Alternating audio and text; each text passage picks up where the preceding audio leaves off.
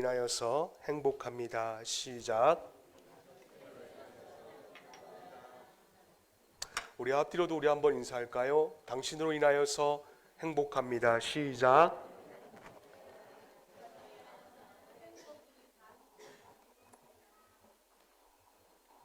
감사합니다.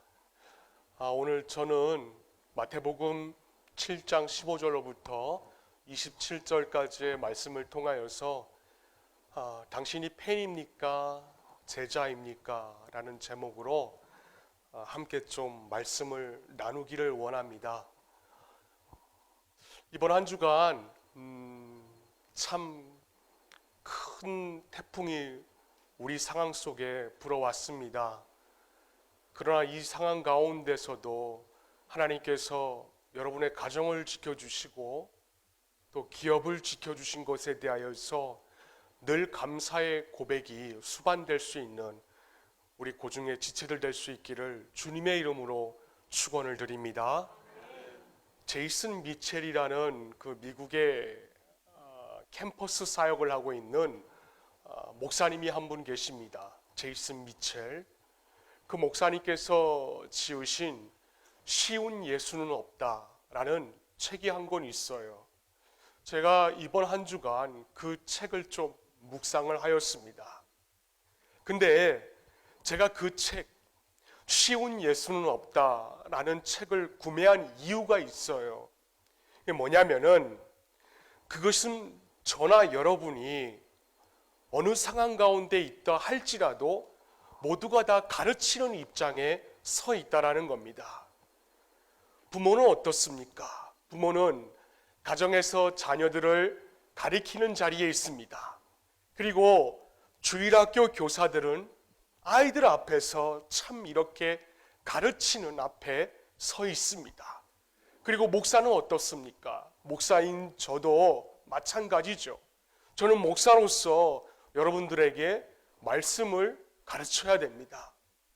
그런데 제가 이제 2주 전에 어떤 집사님과 이렇게 개인적으로 메시지를 주고받은 일이 있었습니다.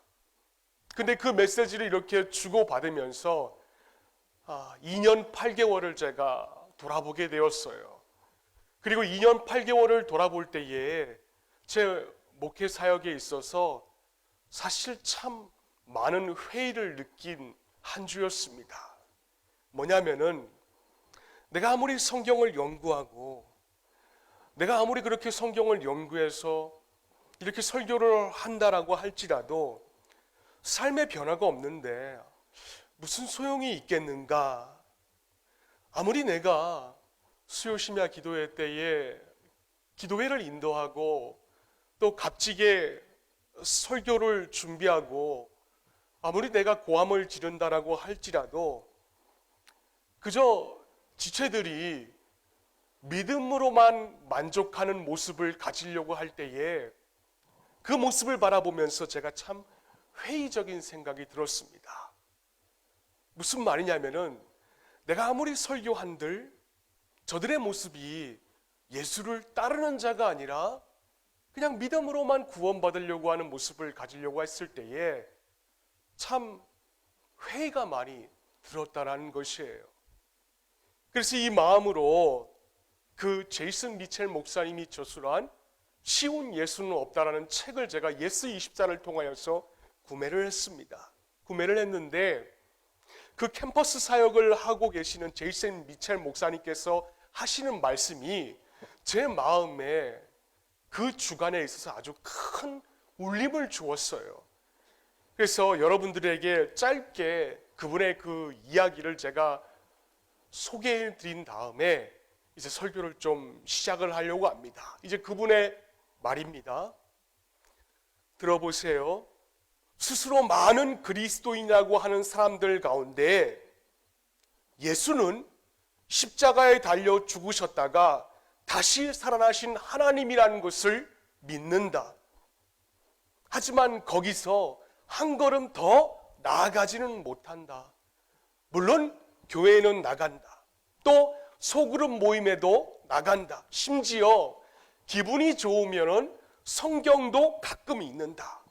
인간관계에서 꽤 효과적인 기도할게요 라는 그런 문자도 자주 보낸다. 하지만 종교 생활에 그런 기본적인 것들을 빼면은 그들의 삶은 예수를 믿기 전의 모습과 조금도 다를 바가 없다. 여러분, 이 제이슨 미첼이라는 목사가 하는 말이 여러분 이해가 가십니까? 이분은 젊은이들, 그러니까 우리 공동체 가운데 우리 청년들, 대학생들을 상대로 하는 캠퍼스 사역에 매진하고 있는 목사님이세요. 그런데 그 캠퍼스 사역을 하면서 수많은 젊은이들을 그분이 만나는데 그곳에서 마약을 즐기고 성적으로 문란한 젊은이들에게 예수를 전하고 다녔습니다. 그런데 그들이 이제 예수를 믿게 되었고, 그리고 12년 동안이라는 그 세월이 예배 자리에 나오고 그렇게 소그룹 자리에도 나왔는데 12년 동안 그들의 삶에는 전혀 변화가 없었다라는 것이에요. 그런데 그 오랜 시간 12년 동안 신앙생활을 해오면서 삶의 변화가 없는 그 젊은이들이 하는 공통적인 말이 있었다라고 합니다. 그게 뭔가? 이거예요. 성경에 기록된 자들은 특별한 케이스야. 그분들이기에 그 말씀에 순종할 수가 있지, 난 안 돼. 그리고 난 원래 그런 걸 어떻게 해? 이렇게 젊은이들이 이 두 가지의 말을 공통적으로 했다라고 합니다. 여러분, 이 두 마디의 말의 공통점이 무엇인 줄 아십니까? 자기 합리화예요. 자기 합리화. 이만하면 됐지. 그건 예수니까 할 수가 있어. 그는 성경에 기록된 아브라함이나 이삭이기 때문에 가능한 일이지 난 안 돼.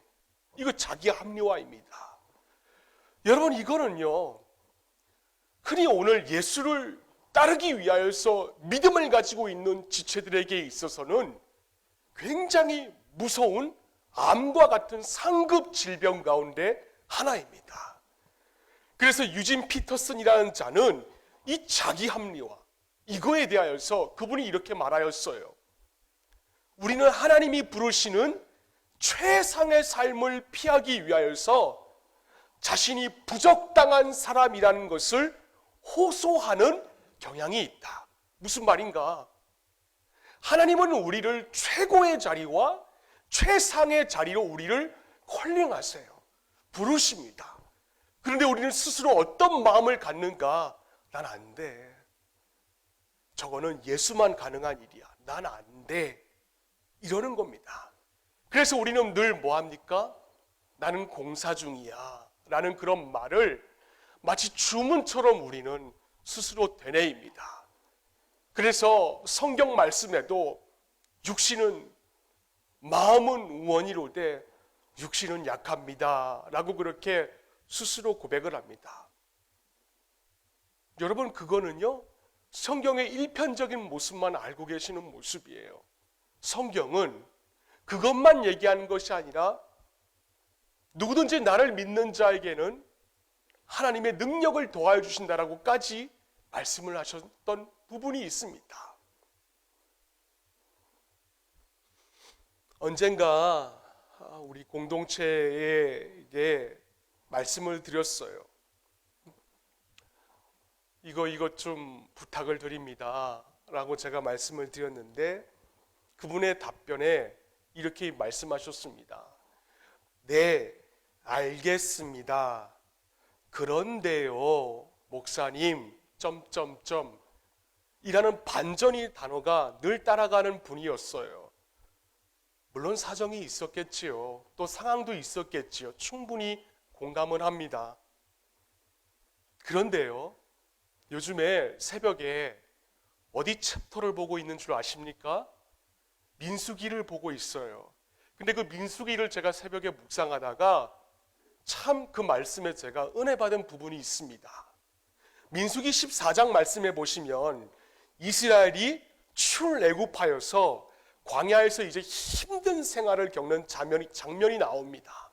얼마나 힘이 든지 그들이 과거를 추억을 해요. 우리 성경 한번 봅시다. 읽어볼까요? 시작. 온 이스라엘 자손이 아론을 차라리 아니면 차라리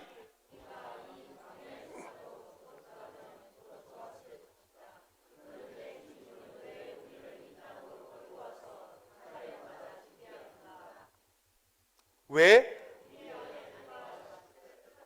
그 다음에 차라리 이집트로 돌아가는 것이 좋겠다. 아멘.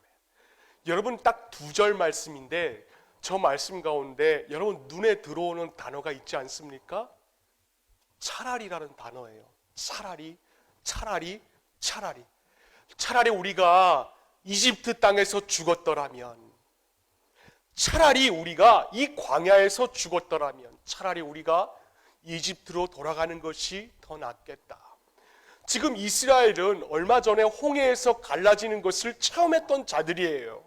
또 얼마 전에 하나님의 은혜로 인하여서 쓴물이 단물로 변하여서 자신들의 갈증을 해소했던 자들이었습니다. 그런데 이들은 그 기억은 망각해버렸어요. 망각하고 가나안 땅에 살고 있는 그 아낙 자손들을 바라보고 차라리 이 땅에서 죽었더라면 이라는 그런 단어만 연발하고 있는 것이에요. 이 모습에 하나님께서 뭐라 말씀하시는가? 우리 한번 볼까요? 읽어봅시다. 시작. 내가 전염병으로 이들을 쳐서 없애고, 하나님이 그들이 차라리라는 말을 듣고 내가 그들을 차라리 전염병으로 쳐서 없애버리겠다라고 합니다. 자, 상황이 급박히 돌아갑니다. 그러자 모세가 하나님 앞에 나옵니다. 그래서 옛날에 하나님께서 이스라엘 백성들을 향하여서 약속하신 모든 것을 쭉 열거합니다. 뭐 하나님은 우리들을 위하여서 낮에는 구름 기둥으로 인도해 주신다라고 약속하셨고 보십시오. 밤에는 불 기둥으로 인도하신다고 약속하셨고 보십시오. 하나님 스스로 노하기를 더디하신다라고 그렇게 우리에게 말씀을 하셨는데 이제 와서 전염병으로 모든 이들을 다 죽여버린다는 것, 이게 어떻게 가능합니까? 라고 항구를 하는 것이에요.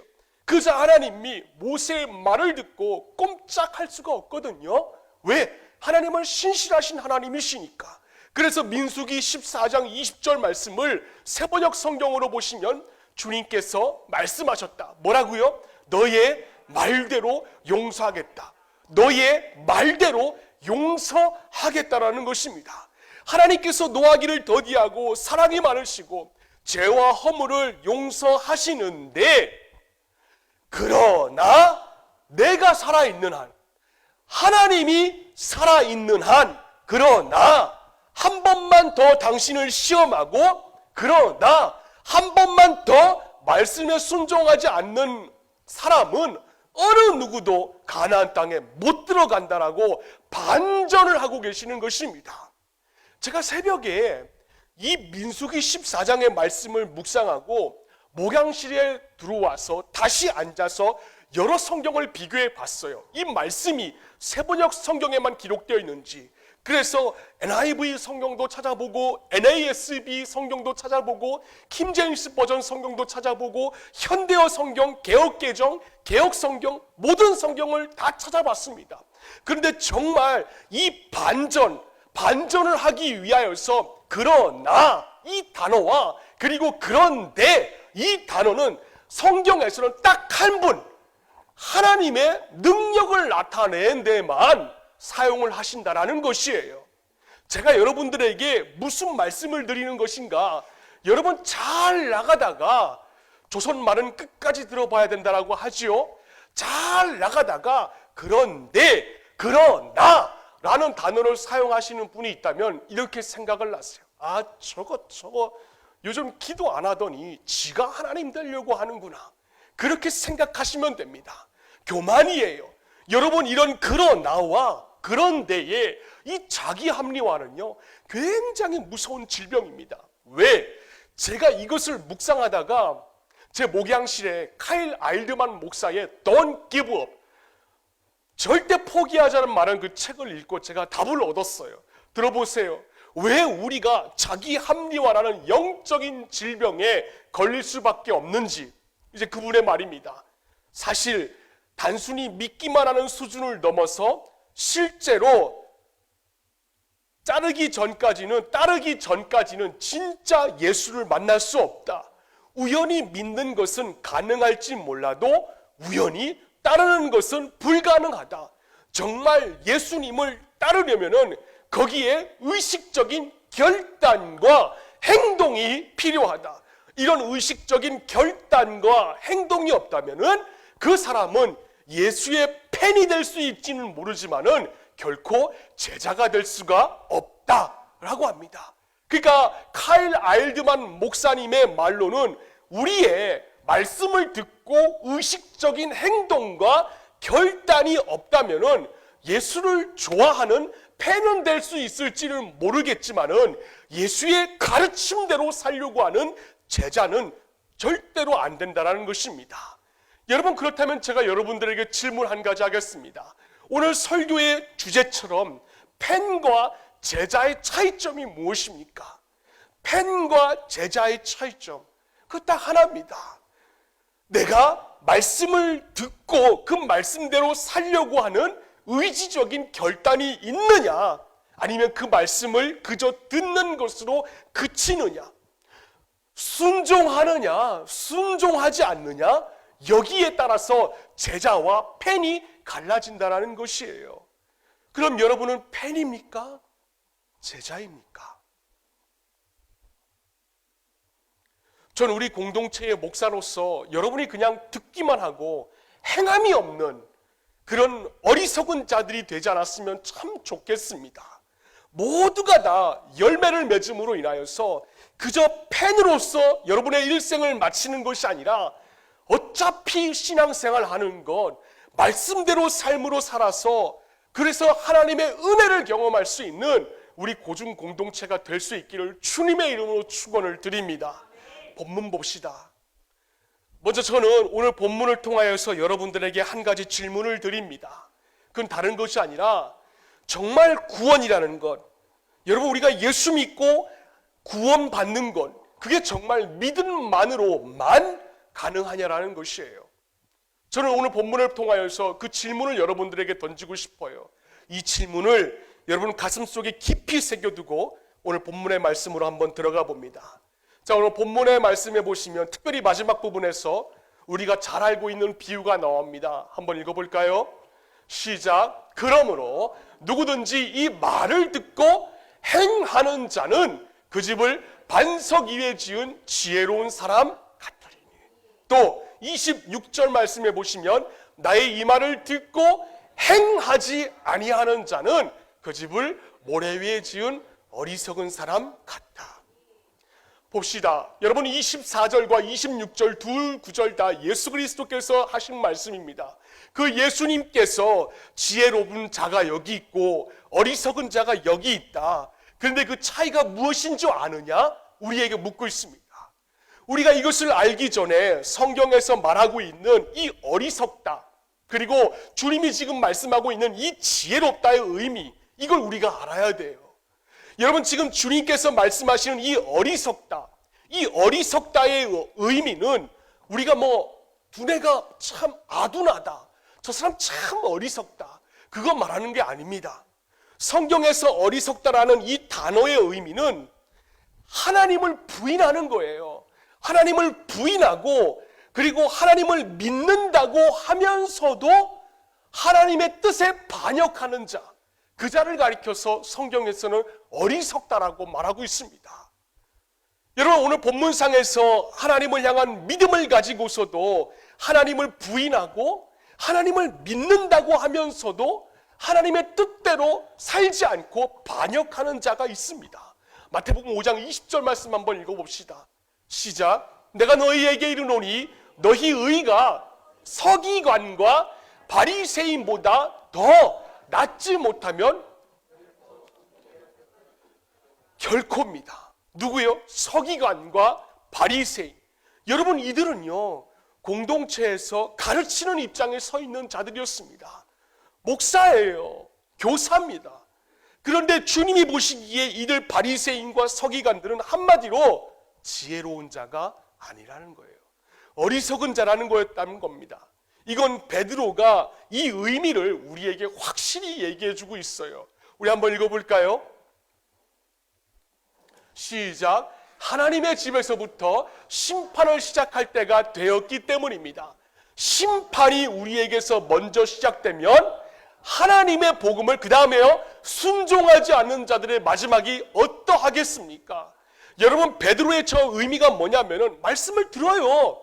우리처럼 이 자리에 앉아서 말씀을 들어요. 근데 말씀을 들어도 거기에 의지적인 결단과 순종이 없다면은 결국 하나님의 심판에서 제외될 수가 없다. 그걸 지금 베드로가 말하고 있는 겁니다. 때문에 지금 주님은 어리석은 자와 지혜로운 자 이 두 비유를 통하여서 우리 공동체에 절하는 게 딱 한 가지예요.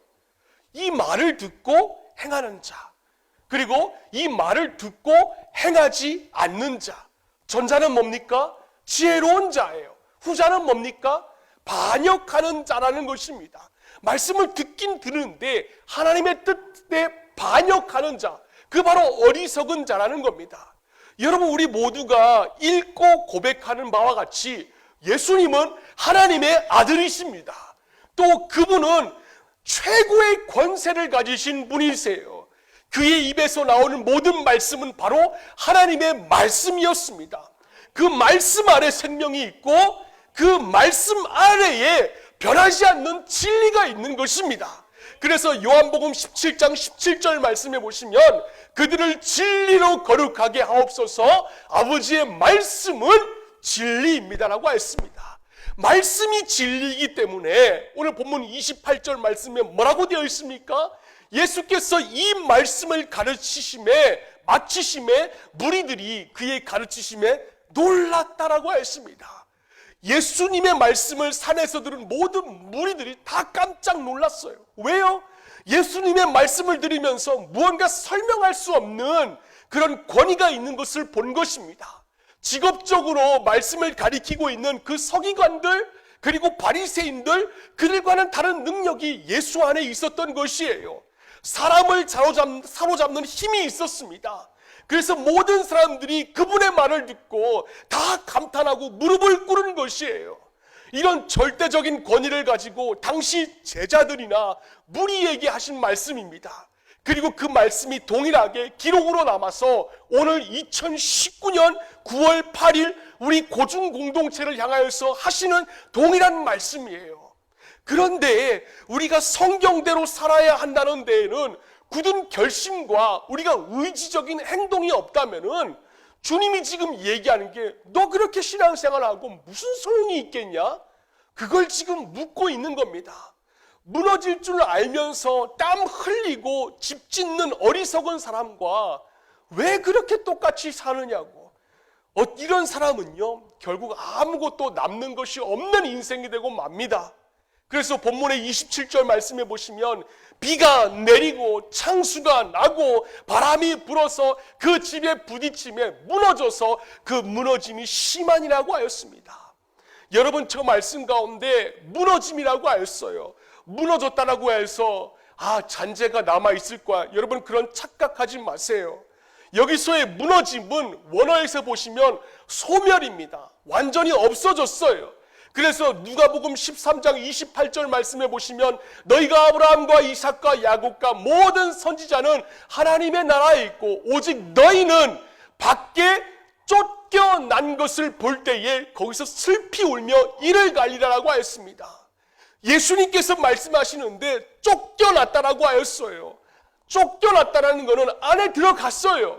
안에 들어갔는데 거기서 강제적으로 쫓겨났다라는 겁니다. 자, 그럼 저한테 이런 질문을 할 수가 있죠. 목사님, 그러면 구원도 못 받는다는 말인가요? 순종 안 하면 구원 못 받습니까?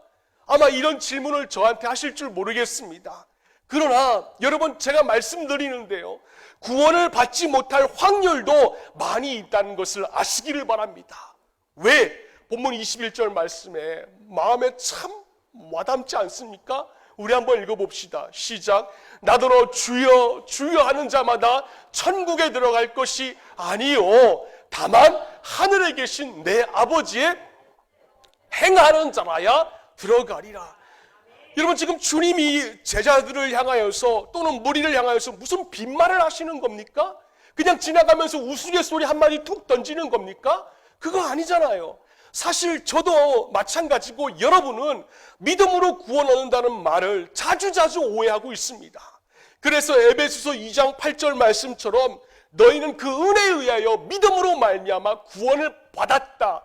저 말씀을 우리는 그냥 믿고 살아가요. 그래서 때문에 순종을 조금 못해도요, 우리 안에는 어떤 마음이 작동하는지 아십니까? 괜찮아. 그냥 믿기만 하면 돼. 이래서 아니란 생각을 갖고 신앙생활을 합니다. 삶에 그렇게 표출이 돼요. 하지만 여러분 한번 생각해 보세요. 바울의 얘기와 예수 그리스도께서 하신 말씀, 이 두 가지의 말씀을 우리가 저울질하고 볼 때에 바울보다 예수 그리스도의 말씀이 더 권위가 있는 것, 그거 아닙니까?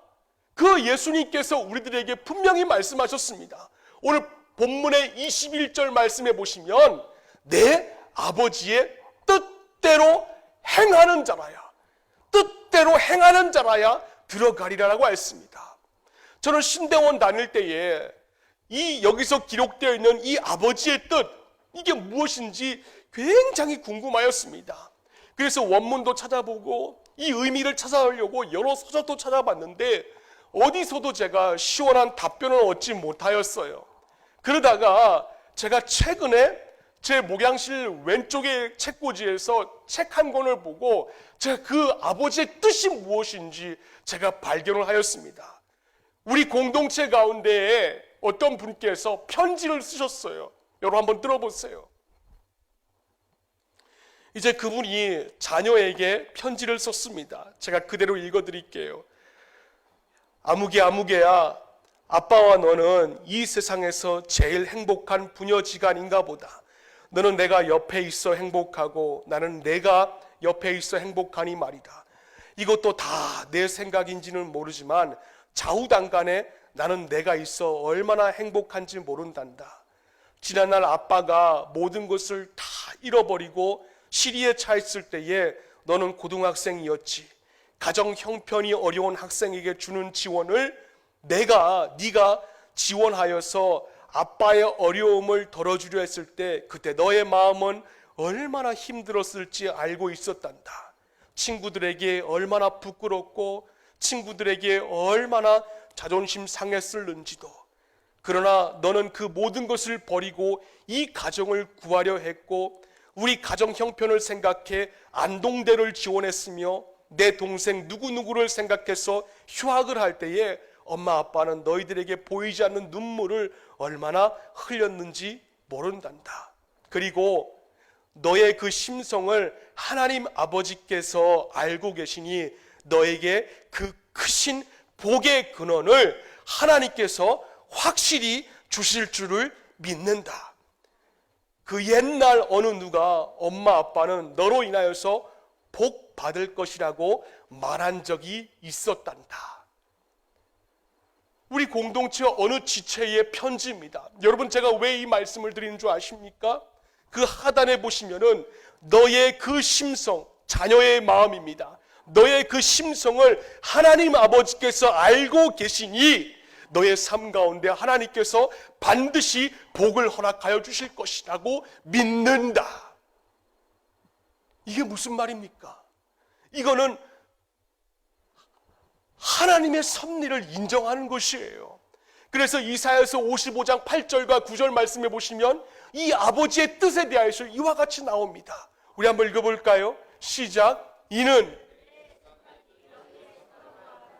내 길은 너희의 길과 다름이니라 여호와의 말씀이냐. 또 9절 말씀에 이는 하늘의 땅보다 높음같이 내 길은 너희의 길보다 높으며 내 생각은 너희의 생각보다 높음이니라.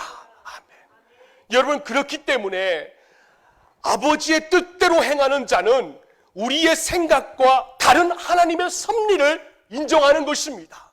아버지가 너의 딸의 모습을 바라보면서 딸에게 편지 쓸 때에 너의 그 심성 때문에 하나님께서 너의 삶에 복을 주실 것이라고 나는 믿는다. 이 말이 그분은 하나님의 섭리를 인정하는 것이었어요. 그리고 이것은 곧 순종을 의미하는 것입니다. 여러분, 우리 개신교의 본질이 무엇입니까? 그건 한 걸음씩 한 걸음씩 예수를 닮아가는 것이에요. 그 과정은 물론 어렵고 힘듭니다. 하지만 저나 여러분이 그 과정에 들어가는 순간부터 그 과정에 들어가기만 한다면은 하나님은 우리를 원하시는 모습으로 빚어가신다는 것이에요. 이게 하나님의 뜻입니다. 베드로와 안드레를 제자로 부르실 때 장면을 여러분 한번 기억해 보세요. 우리 마태복음 4장 18절부터 19절 말씀해 보시면 그 현장이 나옵니다. 갈릴리 해변에 다니시다가 두 형제 곧 베드로라는 시몬과 그의 형제 안드레가 바다에 금을 던지는 것을 보시니 그들은 어부라라고 하였습니다. 그리고 말씀하시되 나를 따라오라라고 하였어요. 그러면 내가 너희를 사람을 낚는 어부가 되게 만드신다라고 하였습니다. 여러분, 예수님의 말씀을 한번 주의 있게 보세요. 따라오라가 먼저인지 아니면 내가 너희로 하여금 사람을 낚는 어부가 되게 만든다는 것이 먼저인지, 예수님은 항상 우리에게 요구하시는 것은 따라오라라고 하였습니다. Follow me. 너의 행동을 보여라고. 말씀대로 살아가는 너의 행동을 먼저 보일 때에 너의 삶을 내가 원하는 아름다운 그릇으로 빚어줄게. 그 예수님께서 우리에게 약속하시는 것입니다. 따라가면은, 우리가 그 말씀대로 순종하면은 하나님이 우리의 삶을 윤택하게 만들어 주신다라는 것이에요. 여러분은 어떻습니까? 여러분 오늘 이 말씀 가운데 따라가는 제자입니까? 아니면 그 말씀을 그냥 듣고만 있는 자들입니까? 가만히 한번 보세요. 저도 그렇더라고요. 저도 사실 난 제자야. 난 디사이플이야. 난 그렇게 생각할 때가 참 많이 있습니다. 그런데 제자가 상황 때문에 그 어부인 그 아버지를 바라보며 배를 바라보고 그물을 바라보고 그 상황 때문에 예수가 앞에 있는데 스트레스를 받는 일이 있을까요? 스승이 뒤에 있는데, 또 제자가 스승에게 받은 그 사명이 있어요. 내가 너를 사람 낚는 어부로 만들어 줄게. 그 사명이 있는데 자신이 그 사명을, 제자임에도 불구하고 기분 따라 그 사명을 감당하는 자가 정말 제자일까요? 그 스승이 내린 사명인데 제자가 어떤 사역에 있어서 그런데요 라는 그 단어를 사용하는 게 제자일까요? 여러분, 성경에는 그렇게 기록되어 있지 않아요. 제자로서의 정작 중요한 일이 뭡니까? 그거 딱 하나죠. 예수 따라가는 거예요. 예수의 삶을 본받는 겁니다. 스승의 모습을 본받는 거예요. 근데 거기에는 관심이 없고 우리들의 관심은 딱 두 가지가 있더라고요. 하나는 뭐냐면은 천국행 보험, 죽어서 하나님 나라 가는 것. 두 번째는 뭔지 아십니까? 두 번째는 돈이에요. 돈. 우리가 그렇더라고요. 그래서 이런 자들에게 여러분 예수님이 뭐라 말씀하는 줄 아실까요? 마태복음 6장 24절의 말씀을 예수님이 이런 자들에게 하셨어요. 한번 읽어볼까요?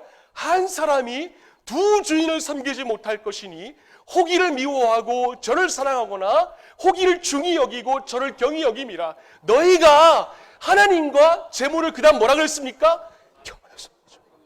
여러분 보세요. 사람은 한 사람입니다. 사람은 한 사람인데 그 사람을 다스리고 있는 주인은 두 주인이에요. 그래서 우리가 주의 있게 바라봐야 될 단어가 있는데 그게 뭐냐면은 마태복음 6장 24절 하반절에 기록되어 있던 겸하여라는 단어예요. 겸하여, 동시에라는 겁니다. 즉 주님은 제자들에게 하고 있는 말씀이에요. 제자들에게 너희가 예수도 믿고 그리고 돈도 믿을 수가 없다라고 말씀하시는 것입니다. 어느 한쪽을 택해라는 것이에요. 그래서 솔직히 말씀드리면은 여러분 제자가 되는 것, 제자의 삶은 남는 것이 하나도 없는 신앙생활이 될 수도 있습니다. 그러나 저나 여러분이 제자로서의 삶이 수반되지 않는다면은 우리는 결국 구원이라는 것을 받지 못할 확률도 있다는 것이에요. 그 점을 우리가 마음에 꼭 기억해야 할 것입니다. 여러분 가정이 구원받기를 원하십니까? 삶으로 표출하십시오.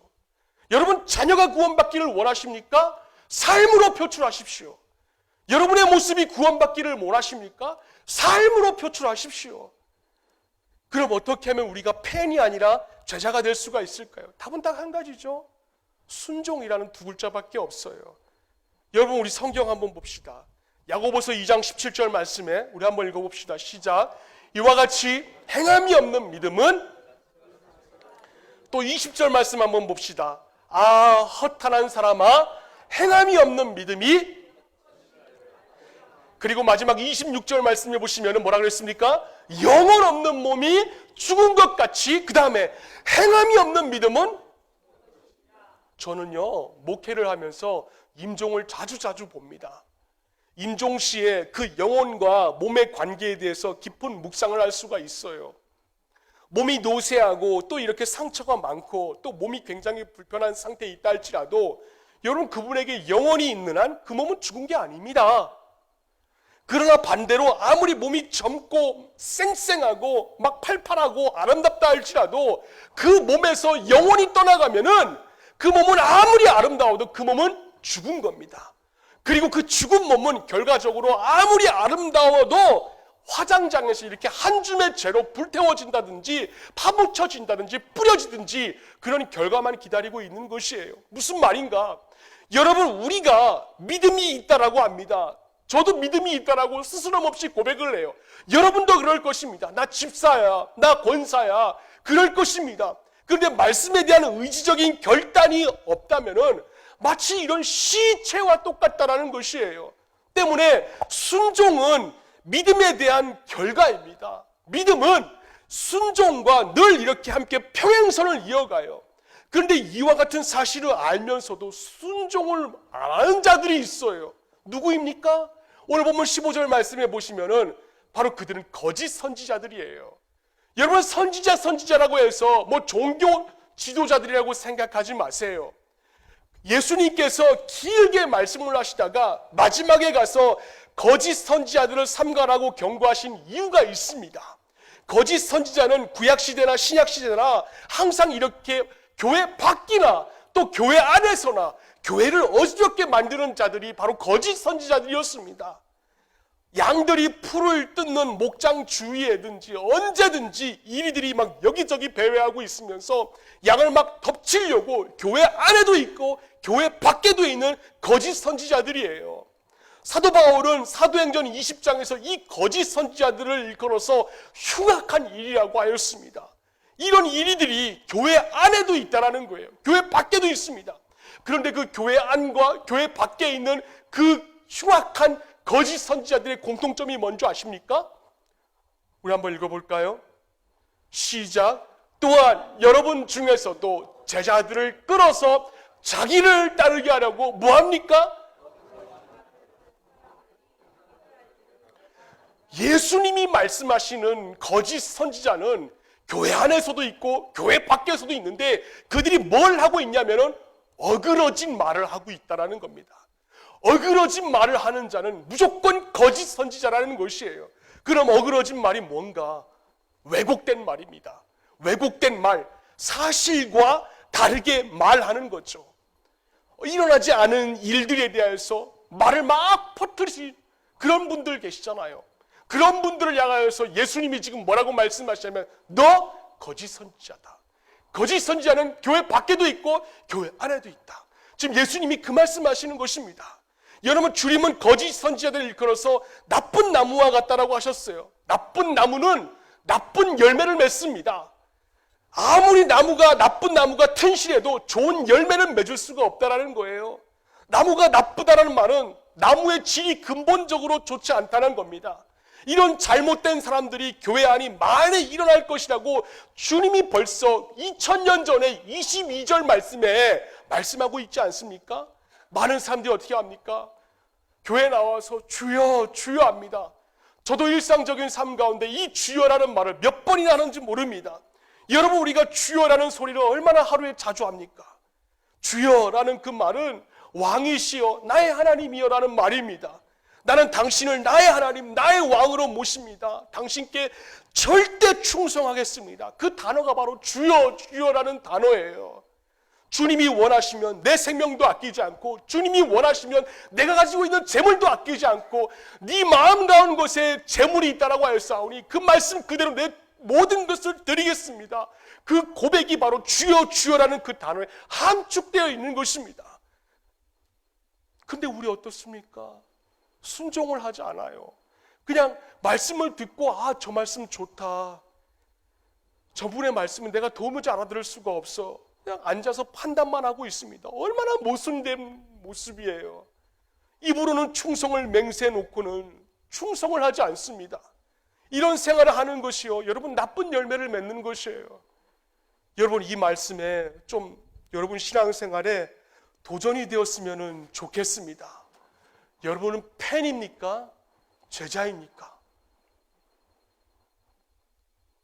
적어도 우리 공동체에 있는 지체들만큼은 팬의 차원을 넘어서 말씀을 듣고 그 말씀대로 살려고 하는 의지적인 결단이 여러분의 모습에 수반될 수 있기를 바랍니다.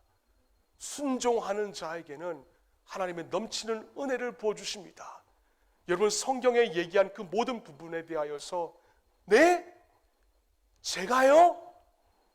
그러나, 그런데요 라는 단어 쓰지 마시기를 바랍니다. 그리고 하나님과 재물을 겸하여 섬기지 마시기를 바랍니다. 하나님이 먼저입니다. 이 말씀에 순종함으로 인해서 우리 모든 공동체의 지체들이 이 추석 주간에 제자의 모습으로 살아갈 수 있는 우리 모두가 될 수 있기를 주님의 이름으로 축원을 드립니다. 기도하겠습니다.